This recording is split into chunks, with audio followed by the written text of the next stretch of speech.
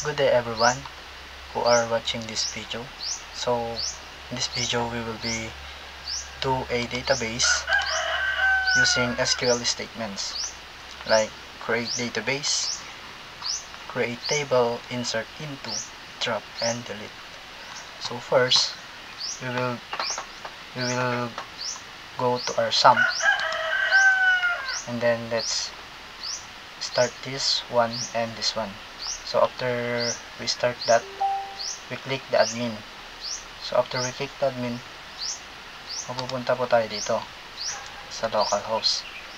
Then una, gagawa tayo ng database. So click the new, and then under new, SQL. Then create database. Then our database name is our user surname.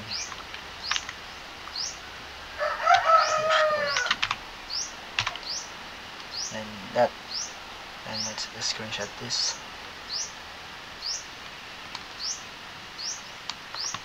Then after that, let's click the go. And yan, so gumana siya. Then sunod naman, gagawa tayo ng table. So para makagawa ng table, pupunta tayo sa ginawa nating database, which is yung surname. And under that, let's do a SQL again. And then let's create a tree table. So I have code for this.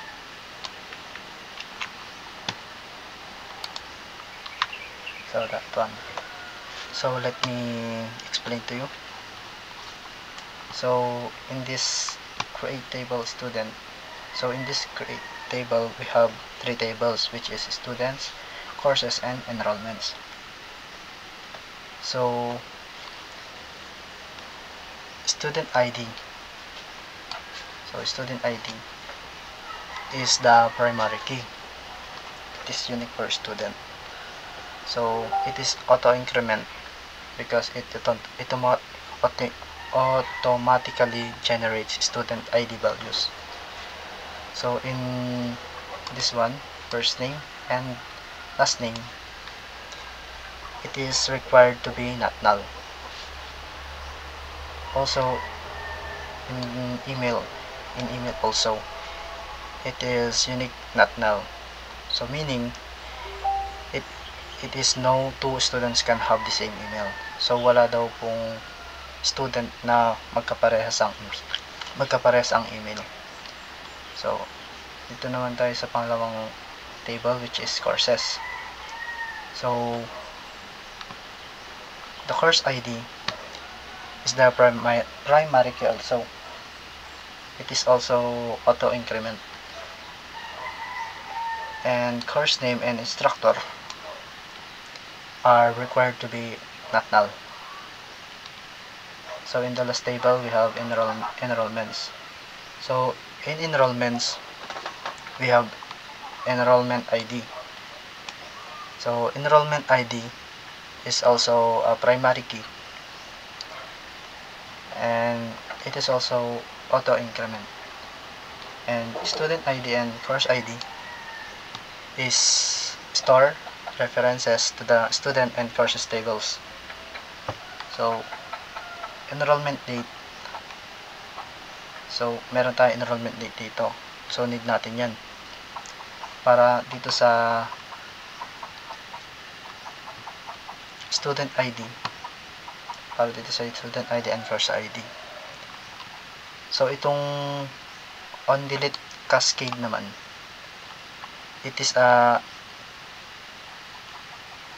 deleted, or if a student or course is deleted, their enrollments are also removed. So kaya tayo merong enrollment date kasi it is default the current date when record is inserted para malaman natin kung kailan nag-enroll yung isang student. So let's go this one. Before that, let me screenshot this one.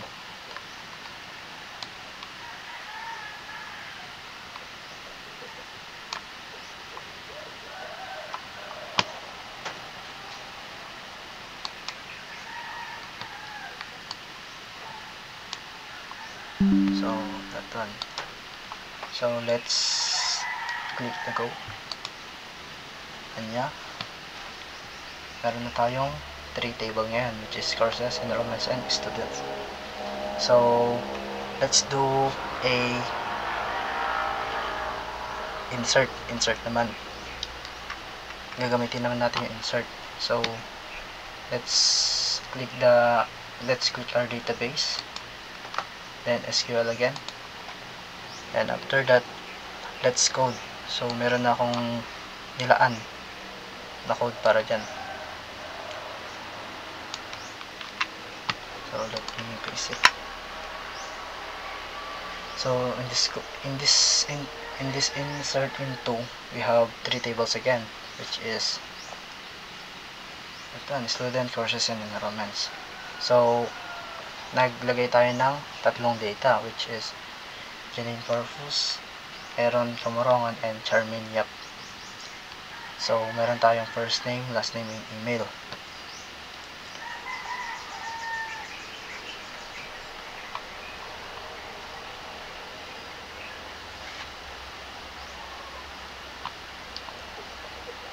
So dito sa insert into, meron tayong 3 courses dito, which is information technology, engineering, and midwifery. So each courses has a course name and instructor. So the course ID is automatically assigned due to auto increment. So dito naman sa baba is meron tayong student ID and course ID. So nakalagay dito, Jenny enrolls in information technology, and Aaron enrolls in engineering. Charmin enrolls also in midwifery.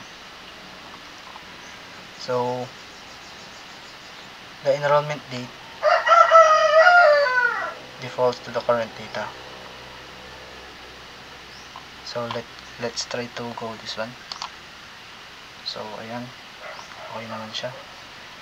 And then try naman natin yung SQL statement na drop. So let's go to our database, then SQL, then after nyan ilagay natin tong code.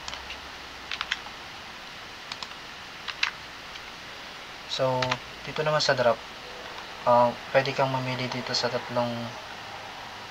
table na ginawa mo, which is courses, enrollments, and student. So mamimili ka kung ano yung gusto mong i-drop or alisin. For example, alisin natin yung enrollment. So pag ginawa natin to, pag ginawa natin yan, mawawala na enrollments automatically dito. So matitira na lang is courses and student. So let's try, but before that, let me screenshot this one. So let's go this one. So okay, and yeah, so let's screenshot again. So as you can see, nawala na yung enrollments dito kasi ginamitin natin siya ng drop SQL statement. So natira na lang is courses and students.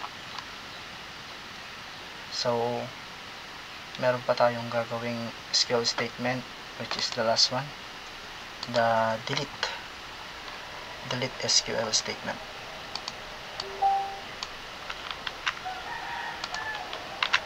So for this one naman,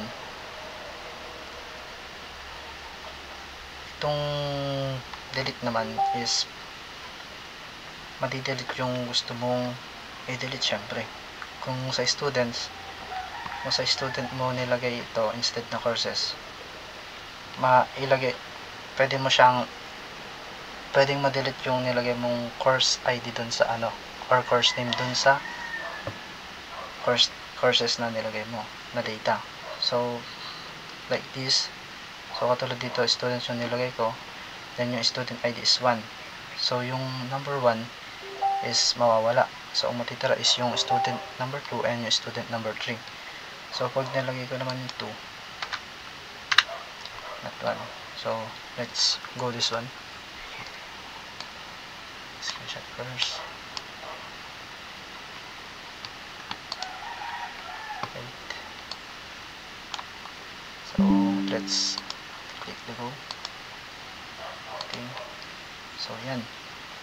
So check natin kung na-delete ba yung number 2.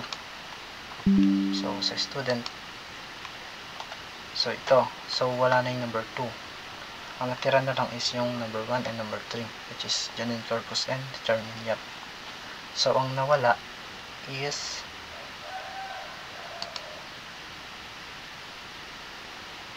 yung number 2 kanina, which is yung